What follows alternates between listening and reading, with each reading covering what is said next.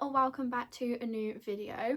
So today we're going to be doing my December reading wrap up and my January TBR. So normally I do the videos separately, but this year I just kind of wanted to mood read for January rather than picking like a TBR jar, pick my TBR or having something different.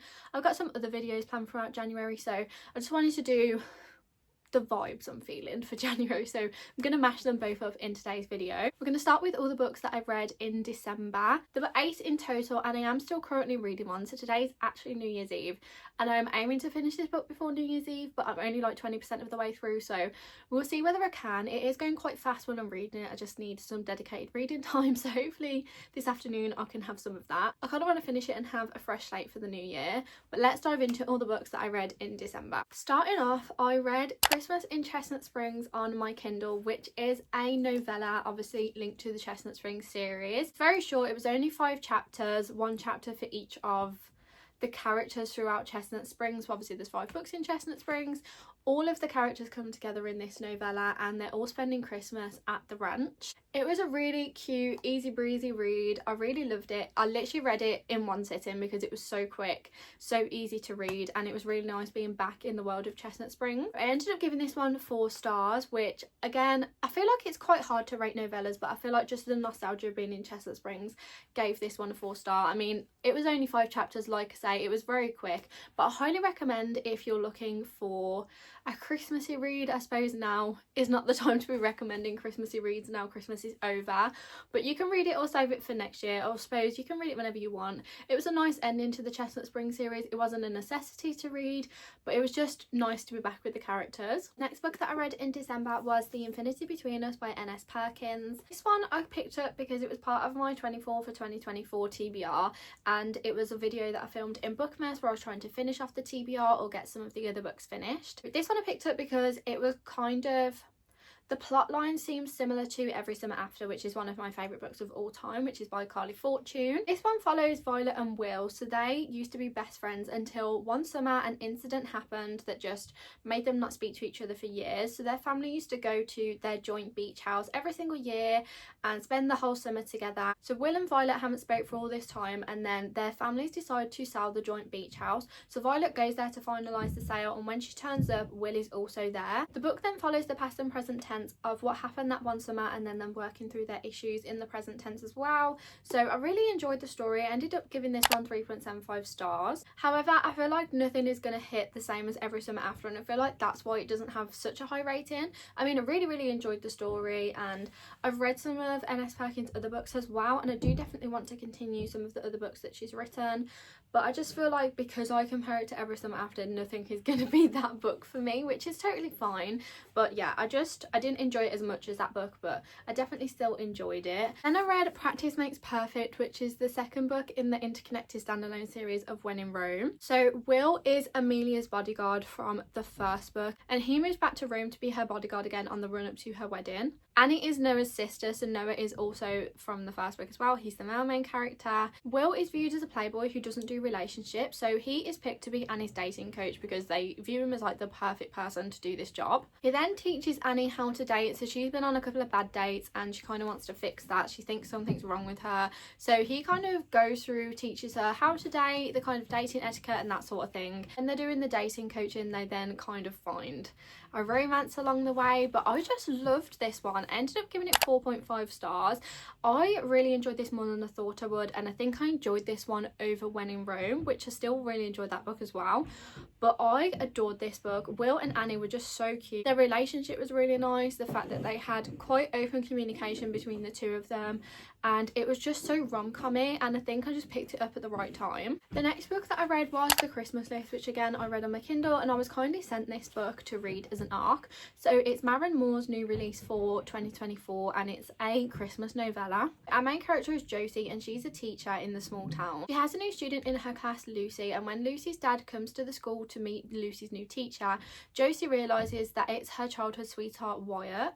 When Wyatt went to college, Lucy and him kind of split up. There wasn't really any bad blood between them, but the relationship just didn't work out when they were younger. The town have an annual Christmas competition where groups with a minimum of 3 people have to complete a list of festive activities. The goal of the competition is to help the town get more festive in the run up to Christmas. So Lucy and Wyatt want to be in a team, but there's only 2 of them. So they asked Josie to be part of their team and they all work together to complete this Christmas list. It's a really cute, sweet story, and it's a second chance romance and a single dad trope. Because it was just a short story, I ended up giving it 3.5 stars. I feel like, again, with novellas, you don't have much time to connect to the characters, so it's really difficult to rate them.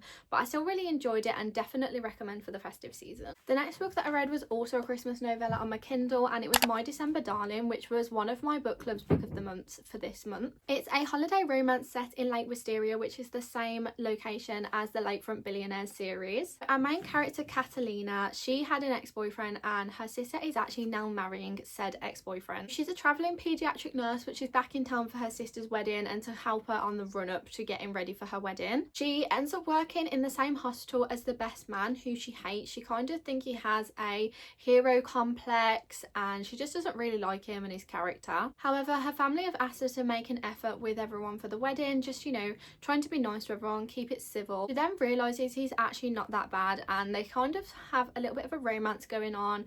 They work together on this Lego set that they're making, which I think is really cute. As this was, again, just a short story, I ended up giving it 3 stars. I didn't like it as much as some of the other Christmas novellas that I've read this month.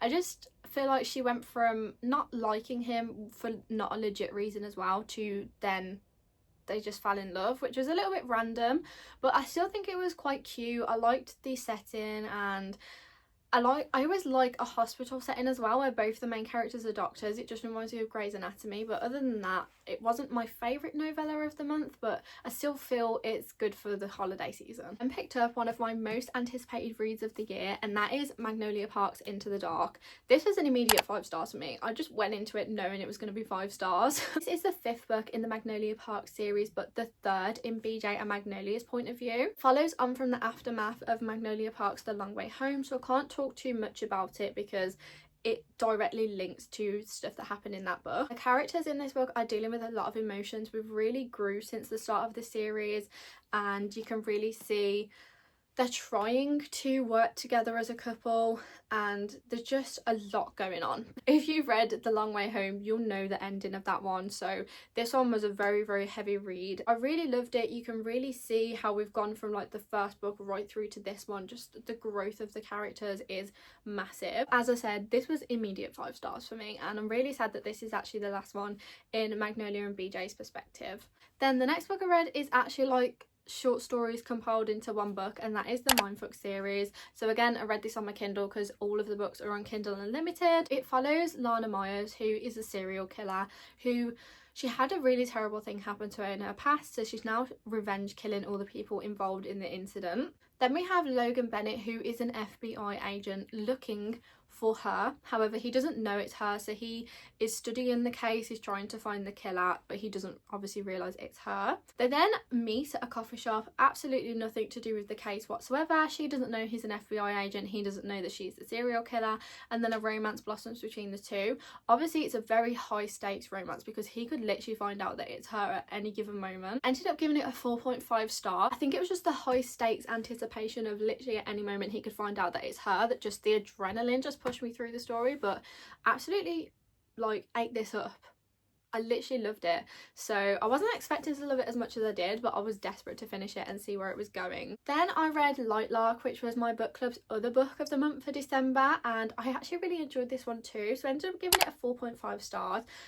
Originally I gave it 4.75, but I've dropped it slightly because I feel like some things could have been wrapped up a little bit quicker. I feel like throughout the middle of the story it dragged out a tiny little bit, but still really enjoyed it. It is a fantasy read with 6 factions within the world. Each of the factions has different powers and abilities. There is a curse across all 6 of the factions, so every 100 years there's a centennial that takes place where rulers can compete to help get rid of this curse. However, as part of the centennial and to get rid of the curse, one of the factions or the rulers has to die, and then the rest of the faction goes with that ruler as well. Everyone is out for themselves because obviously they don't want to be the faction that just ceased to exist, so it's really difficult to know who to trust throughout the story. So like I say, I ended up giving this 4.5 stars, and I immediately ordered the next book because this is left on a cliffhanger and I cannot be having that. Then the last book that I'm currently reading is The Most Wonderful Crime of the Year. So like I said, I'm only about 20% through at the moment, but I do want to finish this before going into the new year. So if I do finish it, I'll put my rating on the screen, and if I didn't, then I'll let you know. But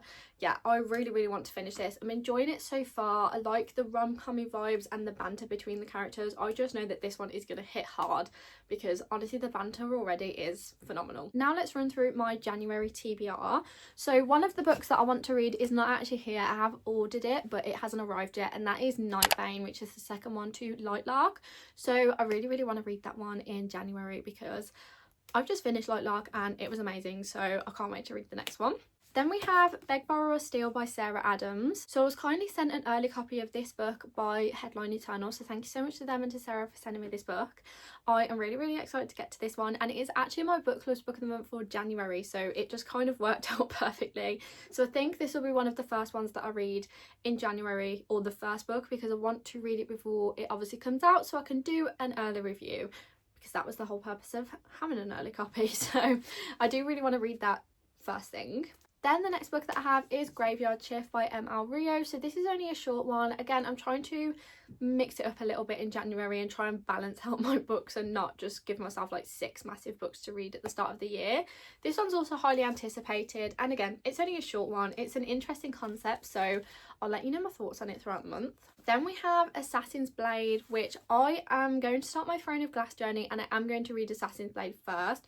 I've just seen so many people say that they wish they'd read this one first when starting the series, so I just want to read this one and then go into Throne of Glass. My goal is to read the whole of the Throne of Glass series in 2025, so I feel like I just need to just kickstart it in January and get the ball rolling. And the next book that I have that I want to read is Intermezzo by Sally Rooney. So I've had this one on my shelf since it came out, really, and I just really want to get to it. I've been enjoying more literary fiction reads throughout 2024, so I kind of want to carry that into 2025, and I feel like Sally Rooney is a perfect place to start. Then we have Metal Slinger, which I've heard amazing things about, and I am getting FOMO from not being able to read it. So I feel like because it's still winter, it's still time for like fantasy reads rather than romancy reads that I'm going to read throughout spring and summer. So I want to pick this one up, and apparently the ending is crazy. And then the last book that I have that I want to read in January is Before the Coffee Gets Cold. Again, just another short read to push me through the month of January. Again, it's another literary fiction read, and this one has been on my TBR